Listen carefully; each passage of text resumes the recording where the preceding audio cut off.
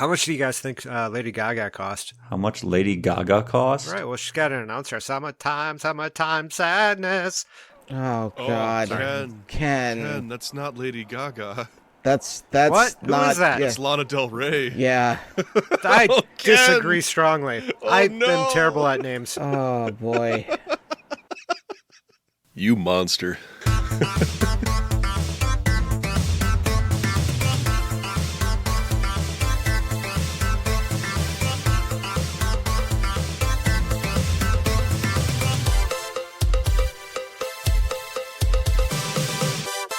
And I'm Joe. I'm Ken. I'm Andrew. And I'm Dan.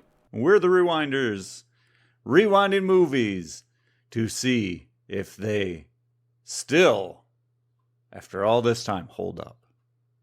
And this is the summer of sadness. You will be sad. I can't sing at all. We should Is just this let a custom Lana Del IP? Rey go. I don't recognize this. I had an idea of what to match it to, and I can't even remember what I was supposed to match the words to, so that's what we got. Just let Lana Del Rey cook. Let the episode get taken down if she really cares. We could just toss her over the top and see what happens. And this time we cut onions to the grave of the Fireflies. Yes. Yes, we did. I want to tell you, gentlemen, of the best thing that happened during the entire movie for me. I paused it to go check on my wife to see how she was doing washing the dogs upstairs. And I grabbed myself one of those big, thick-ass ice cream sandwiches that, have like an inch of ice cream, cookies and cream ice cream in between two giant chocolate cookie wafers. Ooh. And I went downstairs, peeled it open, took a delicious bite out of it. As I pressed play, she's laying there dying on the ground, and she mutters how she wants ice cream. And I just... Oof. I sat there on the couch and had a really hard think to myself. Boy. I'm like, wow. You should have paused the movie again, got closer to the screen, and ate it. God. And went, You could have just pushed it against the screen and rubbed it against her burned lips. I could have. And I think it was like not even a minute later, he's wandering around saying how hungry he is. And I'm like halfway through the ice cream sandwich just feeling like a complete asshole. It was not fun. It's not your fault. No, Oh, nope. God. Can't be blamed on that one. Can't take the blame on that I just couldn't one. believe the timing. Like I literally resumed the movie and I was a bite into the sandwich and that came up.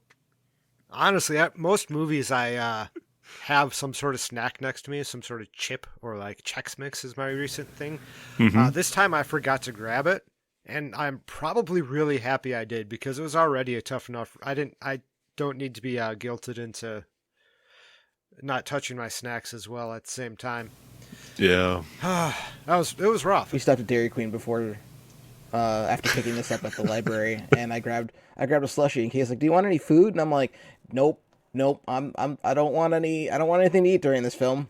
I'm gonna drink this blue raspberry slushie and drink it all before anything important happens." And she's like, "What?" And I'm like, "You'll see when we get there. You're along for the ride." Oh, she had not seen it yet? She's never seen it. Yeah. Has she still never seen Nope, it? she's seen it. She's seen it now, and I'm not allowed to. Oh, I'm not allowed to rough. pick movies for a while. I got my Blu-ray copy when I worked with you guys, and I was all excited to come home. I was like, "This is supposedly a really good movie." And Nicole and I sat down and watched it, and yeah, it's one of those movies that she said she'll never watch again, and it made her angry. So I was excited to whip it out again. The library only had DVD copies, so I'm sitting in my basement on my 75-inch high-def TV watching standard definition DVDs. It was a rough time, man. There's a lot of pixelation. You know, some people don't even have food, Dan. They don't even have Yup. a place to And you're complaining about pixelation. It was bad. It was a rough time. And to be honest, I'm glad I didn't watch this in high definition because there's a lot of things that I just don't need to see clearly. Someone had to animate that. Somebody drew Oh, that. yeah. Several frames of that. Uh-huh. Yup. Sure did. That's wild. Ken, there's people who animate children starving, and then there are people who animate tentacle porn. Yeah. Yep. Yeah, that's true. And there is nothing in between. Nope. No. Not a one. That's animation. You animate what you're told to animate. That's fair. So we know Andrew's history with this. Dan, what was your history? So, you know how I've talked about this movie before? I, in my teen-ish years, began watching through the rental stores selection of Ghibli films. Because My Neighbor Totoro was the first one I watched, and I'm just like, you know what, we're going to work our way through this. And I got through like 6 or 7 films, and then this was on the shelf, along with the other Ghibli films. So I grabbed it and took it home and watched it. I was 12. Oh, Yikes. Yeah. It's a good lesson for a 12-year-old to learn. Yeah. Yeah. Respect your elders and don't talk back to your aunt. Good things will come your way. That aunt, and she's just a terrible person. I saw a lot of similarities between this, like aesthetically, and Godzilla Minus One, which I thoroughly enjoyed. Yep. Have you seen the like the day before or the day? It came out fairly recently, a few years ago. Same kind of time period, a different village closer to Hiroshima. So it's really good. Same time period, covers the story from a young 20-some female character. Really good. It was, I think, originally released through Netflix. Have not, I'll check that out. I'll pass on the name later. I'll edit it in maybe later. There it is. I maybe did Black, it. White Rain. In This Corner of the World. That 2016 sounds animated like film. it. Beautiful. Yeah, Beautiful. that's probably it. That one's... I was actually looking at, like, as I was watching the movie, I was looking at articles about watching Grave of the Fireflies post Oppenheimer. Oh, that's such a And good point. It is something that you could watch in parallel to it, Sure. because there is no mention of the atomic bombing other than at the very end when they say that Japan had surrendered. That's the only real kind of mention of the atomic bomb, but they don't outright call it. Right, they don't actually say that. They do say unconditional surrender. Unconditional surrender, and that the entire Navy was sunk to the bottom of the sea. Yeah. Yeah. Wow. I think that's the biggest takeaway I had, is that a lot of adults just don't know how to talk to children. They don't know. Oh. They don't know how to break news in any way, shape, or form. Oof. It's just like, yeah, everyone's dead. Get over it. Yeah, that hasn't changed. That has not changed. No, it Sure is not. hasn't. So, Ken, did you go over your first time experiencing this film, or was this your first time Like I experiencing say, my first this time film? experiencing this film was 2 days ago when I watched it in a very low res quality, lower res than Dan watched it in, and I'm glad for the low res because I didn't need to see these things in high resolution, and it was still rough. In a way, that's sad because the movie is truly beautiful. It Animation is- in this movie yeah. is gorgeous. Yeah, that is something that I was going to talk about when we got to the things we like. I did feel like I missed out with that. However, Yeah. I get what you're saying, though. I get what you're saying. This is as much as people joke about it. Grave of the Fireflies is a movie that you watch once and never go back to it. That being said, Unless you're doing a podcast. unless you're doing a podcast, or people ask, "Hey, have you seen this movie?" And I'm like, "Well, yeah." And they're like, "You want to watch it?" And I'm like, "Well, this is definitely not a movie you really should watch alone." So, sure, let's watch it again. And you order out for steaks and sit down and have a meal and watch a movie. Sit down in your finest robes and clutch your jewelry. Wait for them to realize what's going on as you're having this decadent feast. Yup. sell your finest robes halfway through for rice. You just tell them that they're a horrible person mid-film. Look at what you did. You did this. Oh Yeah. my god. Yeah. I have no big special story about first witnessing this film. Like many films that I'm going to say are the more interesting, the more introspective, the more demanding films, I usually watch them alone because during the time periods where I would have been watching them, like this one, I wasn't around people who had the same kind of interest, nor did I want to experience something potentially emotional around other people at that time. It's fair. Still today, not really into that. I'll do it on my own. I think the only time I had it was Toy Story 3. Like, I think everyone in the audience sobbed a little bit at the end. Sure. We all became friends. Yep.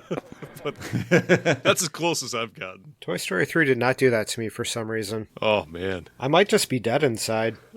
It's that term called frisson. It is a sudden, strong feeling of excitement, fear, or a thrill.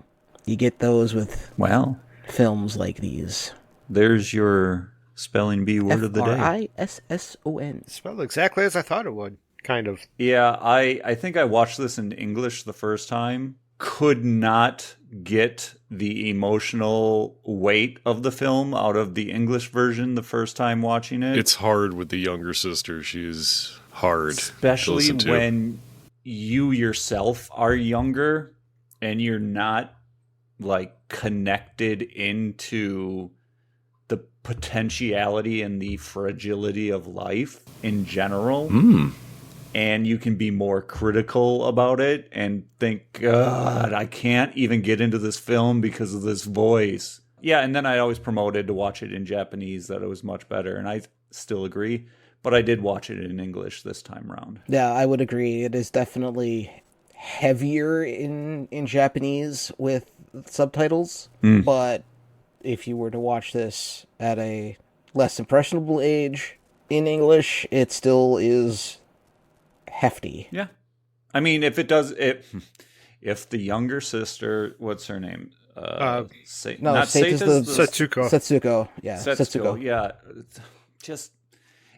This time around, it got better as the movie progressed. But that opening scene, I lost enamel on my teeth from grating them. Yeah. But then I got past it this time around. But in the past, it was like, no, I'm shutting this off if I have to keep listening to this. But I'm older now. It's easier to get me into those emotional states. Joe, I just gotta say, I can't stop thinking about it, and I'm trying not to laugh. I just picture you with like a plate full of all the best foods, like cheese and steak and tomatoes and everything, eating like Denethor in Lord of the Rings. Like there's like a sad ass scene where they're starving and they look over at you on the couch and you're just frantically stuffing food, tomatoes smashing against your face, juice pouring down your chest. Think about the hobbits. To be honest, I technically could do that because there are like people who cannot separate, eating food while talking about poop. Like they just can't do it. Yeah. I can. So like I separate myself from like the art or the conversation and stuff like that. So if I wanted to be a sloppy eater, I could do that in front of this movie. Do I think it's appropriate? No, but I could. And that's why you watch these movies alone. So I can eat like a sloppy asshole. And I'd prefer to watch them starving alone children because you run into the one person who's going to be really nervous and start cracking jokes, and that would be me. And you just don't want to do that around other people who might want to experience this movie in its full entirety, which is something I can do if I'm by myself because there's no one to crack a joke to. See, I need to feel safe laying on my back with my gut protruding up like an otter, balancing my with treat. your rock. Balancing my ice cream Banging treat on your it treat while with a rock. Yeah, exactly. while I slowly reach over for the remote, trying not to spill anything. Smashing your ice cream treat with your mouse. Yep. How else are you supposed to open it? So there's things to like about this movie, right? Oh, it is a an gorgeous amazing film. movie. Yes. It is absolutely. It is. I mean, like it is early Ghibli, so you see the details that you come to expect from a Ghibli film, like appearing, but it's not the entire film that is animated in the way that you expect a Ghibli film to be drawn. It's little details, lots of hundreds, thousands of little details that if you're not looking for them, you will totally miss. Mm-hmm. And that is the one thing that I like about this film.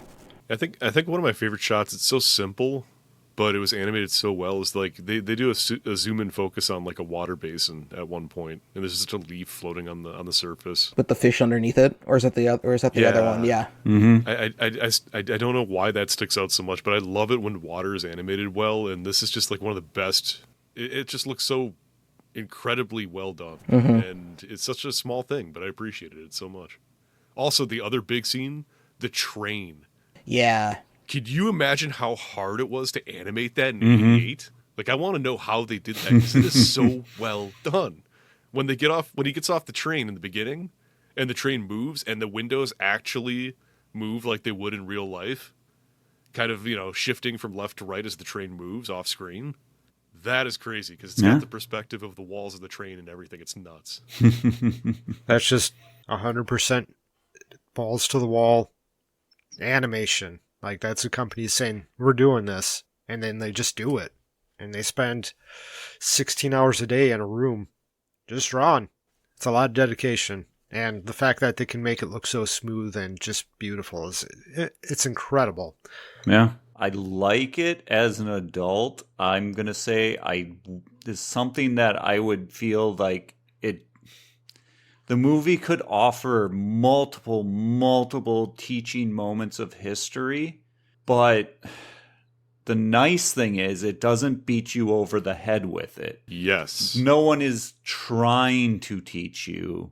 It's there for you to say, well, I never heard about that. What is that about? And then go search for it yourself. So you guys know that this is based on a book, right? Short story. I found that out yesterday. Semi-autobiographical. Yeah, the dude who wrote the book was involved in, or like gave reviews as it was being made. He's like, "This is perfect. This is what I want to see, or what I was seeing." I guess would be the thing. So like the reason why you're seeing it in that way, where it's not all preachy and stuff, it's because this is a 12-year-old boy, or 14, however old he's supposed to be. Yeah. Just trying to cope with what's happening around him. Yeah. Which is incredible. It's focus. Much like The Bear season 3, where they list off all the things that, cut all the extra stuff, leave only the only most necessary pieces to your plate. Mm-hmm.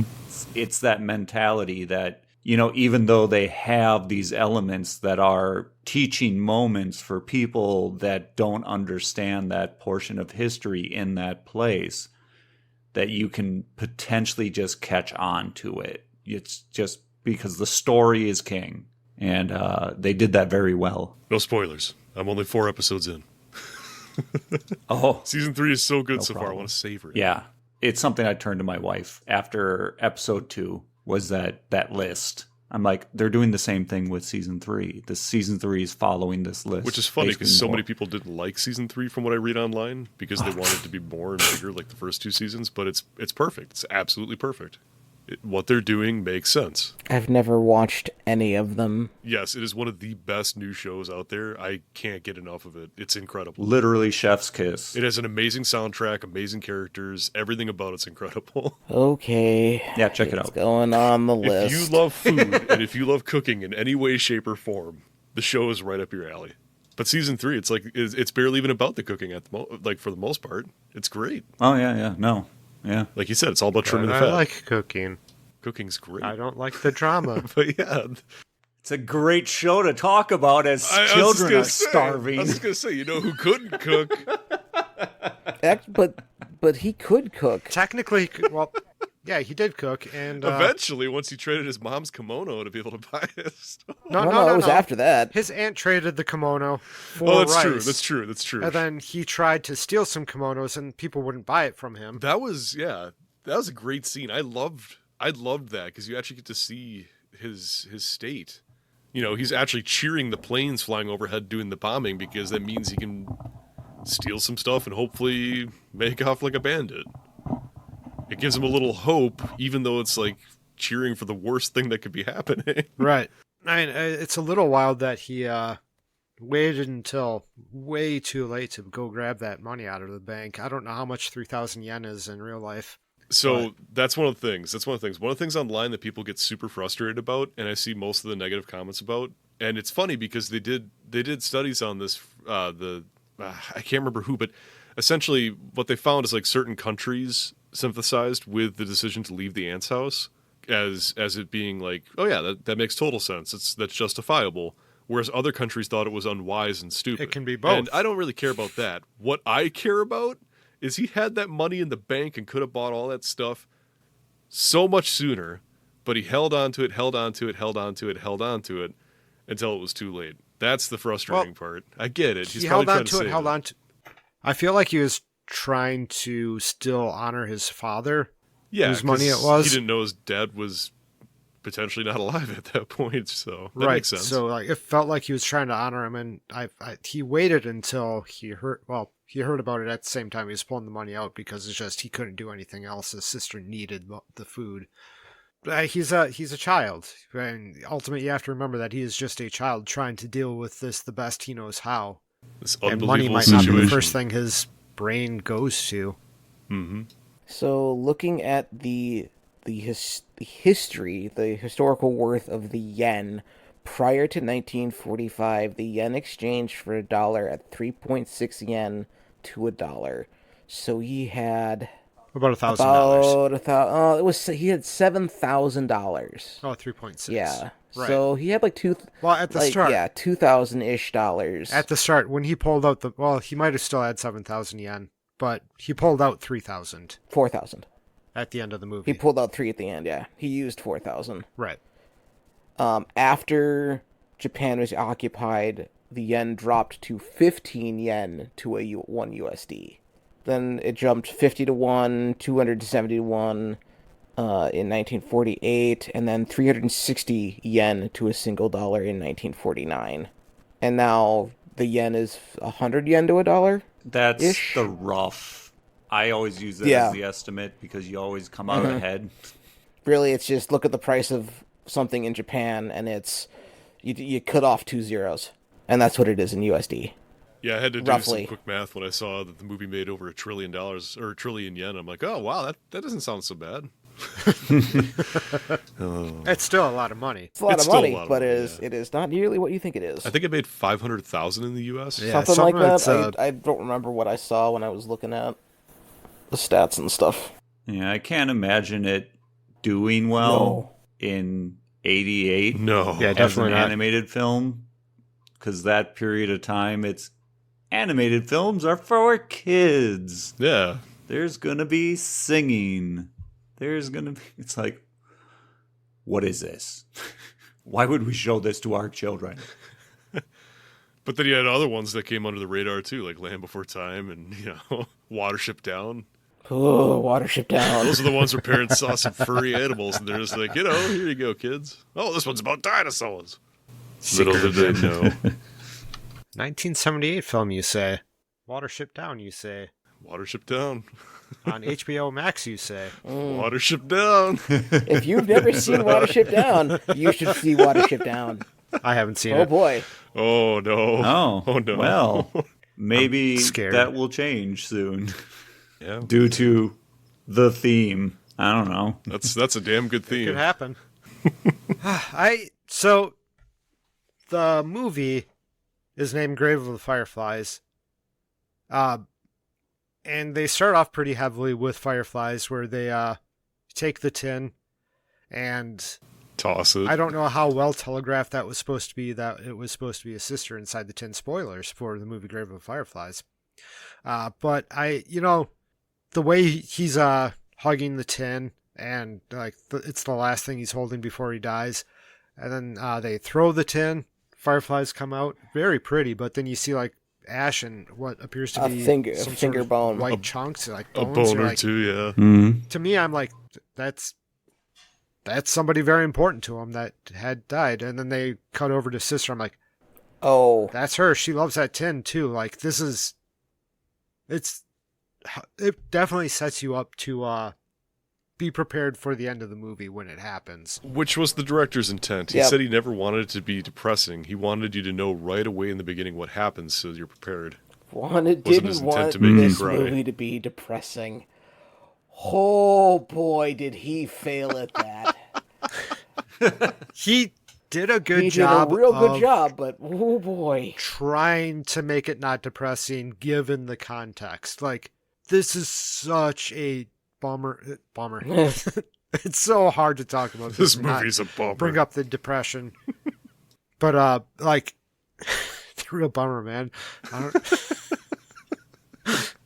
I feel so dismissive to say that. It does. It does. But like, yeah. Anyways, that's actually not where I was going with this. It starts off where they throw the tin that you know is probably a dead relative of his, into a field, and fireflies come out. You're like, oh, it's a grave of fireflies. And then later she's literally burying fireflies. It's a grave of fireflies. At one point they're talking about people getting something that ignite on your skin, and they're calling that fireflies. And then there's the Navy boats, and when he's thinking of it, he's looking up at the fireflies in the thing. Navy boats are sunk at the end of the movie. The lights on it remind him of the fireflies. More grave of the fireflies. Like, there's so many instances here. They even show big city Tokyo, which Tokyo wasn't bombed, but same idea with the other two cities. Tokyo got firebombed, if I remember Tokyo got correctly. firebombed. Yeah. It's like, again, grave of fireflies. Like, there's so many individual places that the title makes so much sense. Normally I'd be like, look, it's the title of the movie, you're calling back to that. But no, like, this is like tying all the tragedy together and making like, it's a what the title is incredibly fitting. Would you have preferred the Americanized version where like some offhand characters like sweeping a street and looks over and it's like, it's a practical grave of fireflies, and then they move on? No. Somebody has to speak the title of the movie. No, I'm saying that would have been tactless. Agreed. I'm saying like that is where it would have been awful, and just like that's where, oh god, I hate that so much. But like here, there are so many times that the references happen. Mm-hmm. And they show it every on screen. time it's poignant. Yes, Yes. absolutely. It just ties the concept together. And like, I think that's really what hit me the most, is just like, you're watching these two in their pain, but like the entire country is just so fucked. Yeah, that's really the only way to explain it. Post-war Japan was just, you're seeing such a small portion of the pain, which is exactly it. yeah. I mean, the director was even saying it's not an anti-war film, and he didn't intend for it to be. It's more so a really hard look at how a government fails its citizens, which is the most important thing that they're supposed to do. They're supposed to take care of citizens and protect them, not fail them in such a tremendous way. Sure, the government failed to assist there, but like all of these adults just looking at the kids and being like, "You're a burden, get out of here," is like another just insane realization that like, I have my own thing I have to do. And that just makes the end almost that much worse. I don't know if we've talked about her yet, but she brings them in when they have things that they can offer. And as soon as that runs out, The children become the burden on the entire family. right. Like, the children of your supposed sister, like your niece and nephew, unless they're using the term aunt as the like extended family aunt. Yeah, good point. Could be something like that. I didn't think about it that way. Like, yes, At one point she says, you have other relatives in Tokyo, don't you? Why don't you go stay with them? Yeah, why don't you write them? It's like, oh, okay. Yeah, why don't you write them? Like, I gave her a little bit of leeway this time watching it because adults are also rightly scared of everything going to hell around them. Mm-hmm. these and children were a constant reminder of everything that she is going to be dealing with. I wouldn't even say that. I would just say that, they're already on rations and everything has already been getting smaller and smaller. And she has her family to make sure they survive. And these two non-family people come in asking for help. Now, granted, they're human beings. They are children. A good person should care about them. but you can kind of understand when you go into survival mode that it's like, I can't help others if I can't help myself. And it's really easy to project the problems you are going through at that time Yes. onto somebody else and say that this is Their fault. their fault. Yeah. Not this is a wider problem. They're the problem. And I wanted to believe that she was being honest when she kept telling Seda that if he just went out and did his duty by doing cleanup duty, there's like the kids were assigned municipal duties of helping out around towns and stuff like that.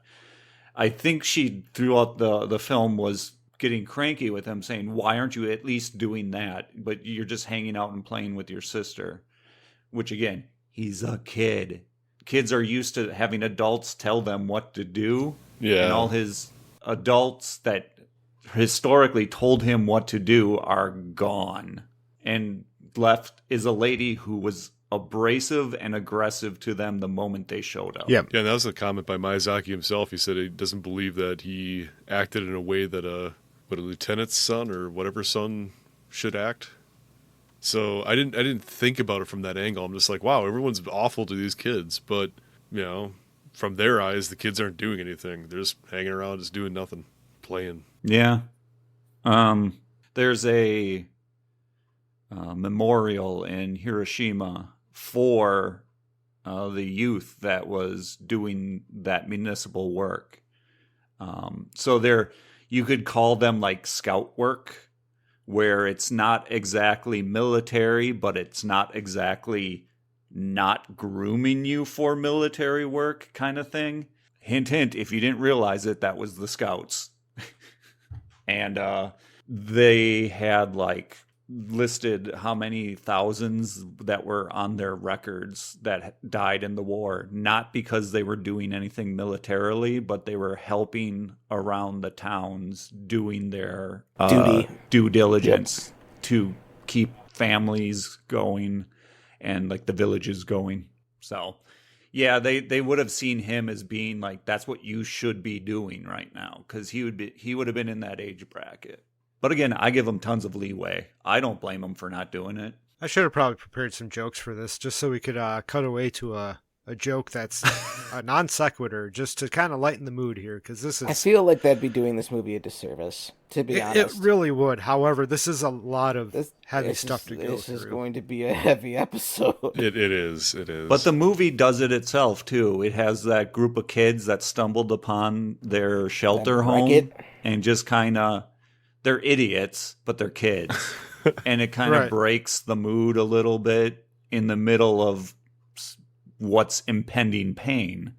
So the movie even gives levity. They try to show the light in all the darkest parts as well, just because it is a lot to go through. But there is always a glimpse of something happy that you have to look for. I don't know if I consider those rich people coming back to their homes after the war overlooking that was hard. as being a light moment. I was just like, those kids. Oh, I thought you were talking about the wreckers. God, those kids. That was a real what's that Tom Hanks movie moment?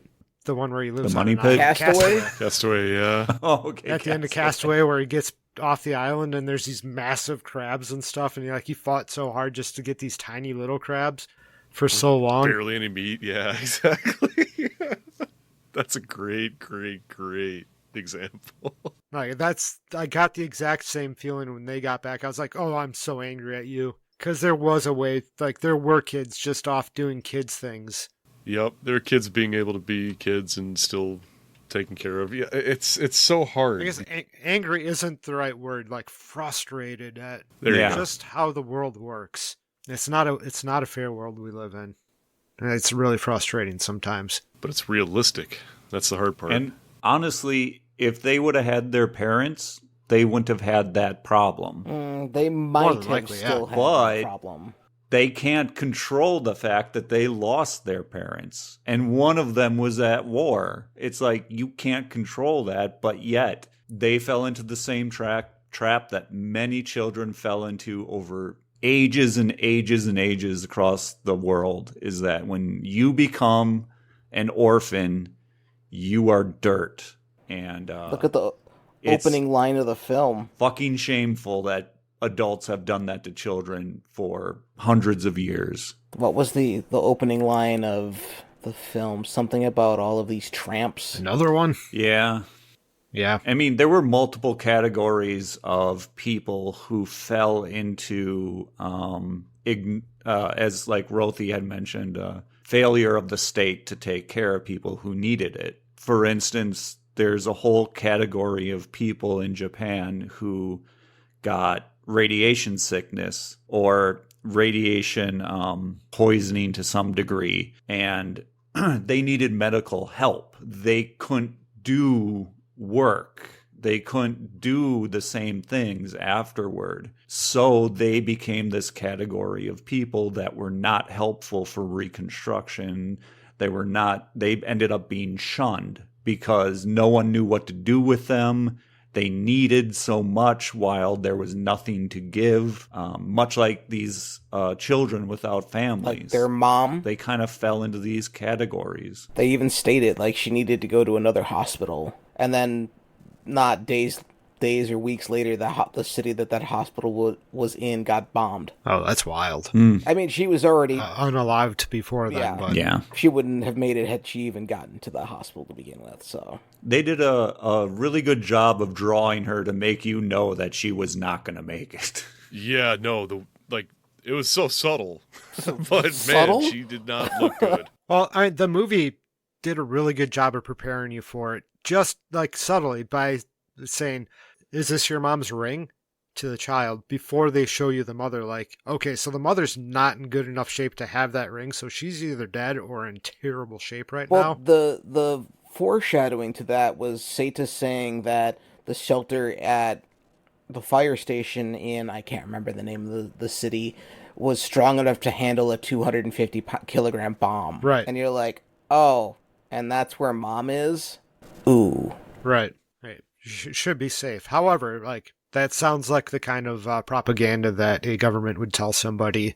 You know, the old duck and cover techniques. Yeah, this bomb shelter will help save you. Get under that desk, pull your knees to your chest, and put your hands over the back of your neck. That will save you from an atomic bomb. One of those false sense of hopes. That's where the bomb shelter on the shore, just like the one where they made their house, was actually a really nice place to have a bomb shelter because it was like nice and Secluded.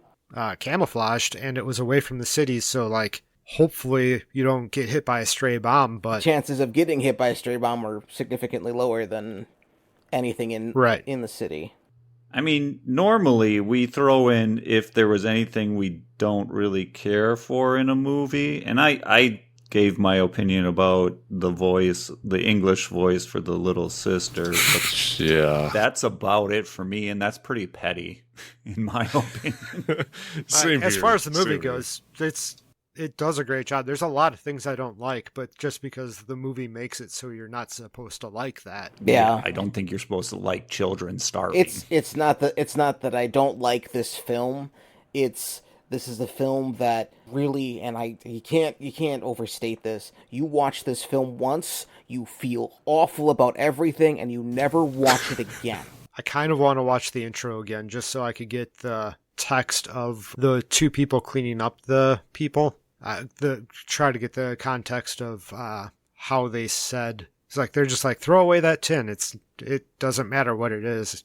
Who cares? And dude just hucks it like no one's business. I think that's more symbolic than reality, though. Yeah, that was all symbolism. Right, and that's where I was like, well, now that I know for sure what's going on there, I kind of curious to go back and see how that symbolism lines up. So I might actually go back and see parts of this, at least. Air quotes, fun time. The beginning of the movie is a lot heavier your second time through. Oh, It's like you just get weepy yeah. immediately. and you're watching a child slowly dying.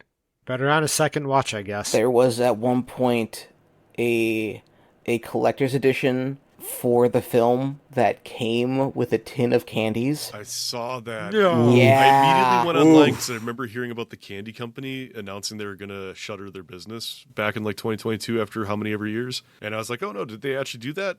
And Yeah, I looked it up and saw that they had Sure did. special Well- edition tins well, with her on it. But Yeah. see, it wasn't that they were special edition tins that were the tin in the movie, which were based on other canned candies from around that time.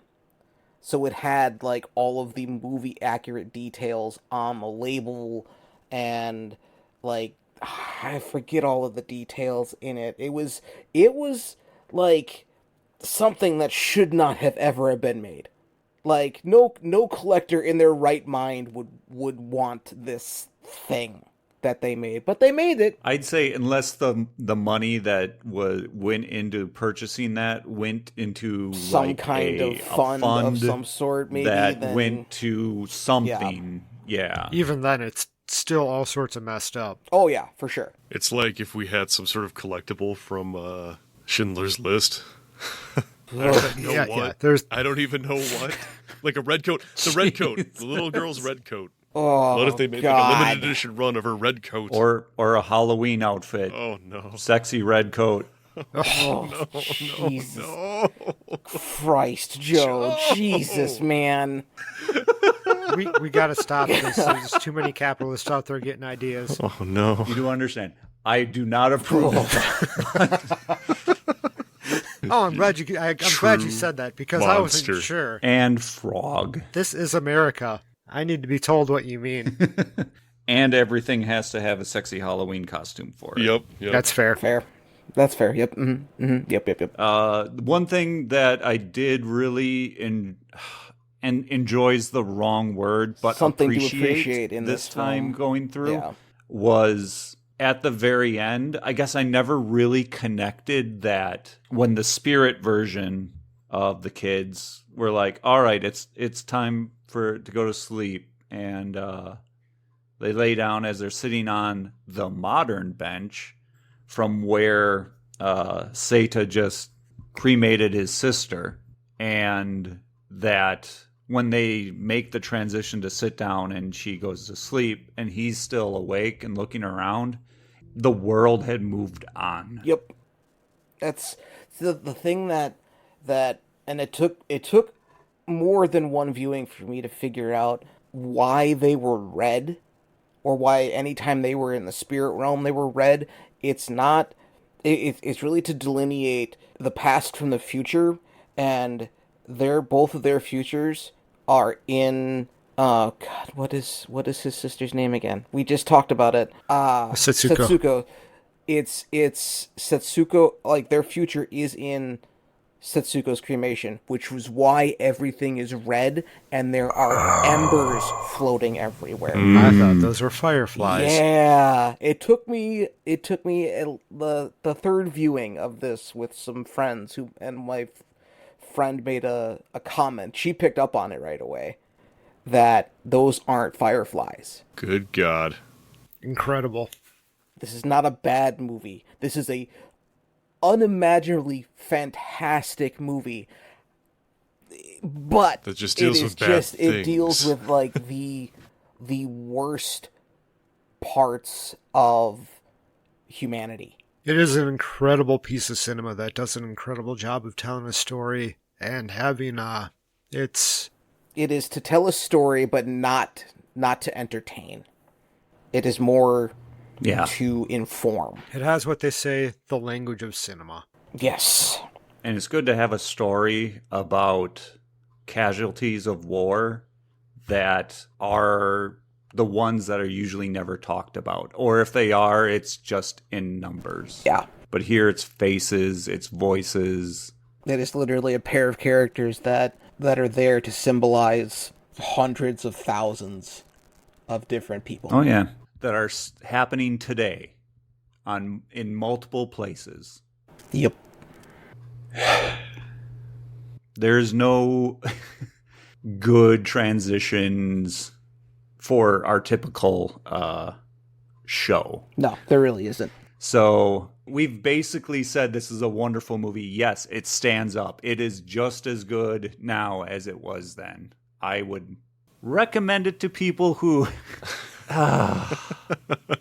It's another tough one. It's tough. Who do you recommend it to? You can't recommend this movie to anybody, but this is a movie that if you've never seen It is a movie that you do need to see once. And that's it. And not put it aside, but you watch it once And then you internalize what is, and know that it's still going on and people still need help out there. And with that, I'm going to look at my cat that just jumped past me and now he's being all cute and rolling around. I'm going to look at your cat too. Look at my It's a good cat. Look at my cat. No, did you turn the camera on? No, I didn't. Well, I can't look at your cat then. I know. I'm like, I don't have a Joe, way for I am this to work. locked in my office in the basement. I can't see any animals down here. Yep, my animal's upstairs Bring as well. my camera over. Yeah, all mine are upstairs hanging out. I left all my doors open because we were having a naughty little dog earlier. Anyway. A naughty little dog, source of all your problems. Just like two naughty little children being the source of one ant's problems. There we go. Thank you very much. That was that. And that was us watching and talking about Parade of Fireflies. I couldn't do a transition that wasn't horrific. All of them were so it's bad. all bad. God, it would have been worse than my joke about the red sexy outfit. Halloween versions of Schindler's List? It doesn't get worse than that, Joe. It would have been. Oh, maybe not. I don't know. I mean, the next movie is a little more lighthearted. Yes, this is probably going to be the roughest one of the bunch. That's what you get with the Summer of Sadness. I don't even want to say if you like what we're doing. Because if you can appreciate what we just tried yeah, to tiptoe through here. most of the other movies aren't like this. So come, click on Flight of the Navigator, where we rip on a little boy for 45 minutes. Yeah, that's a good one. This is just more of the rough stuff that we're finally getting around to. And speaking of, next time we'll join our little feet into our shoes and walk down to the TV and watch Land Before Time.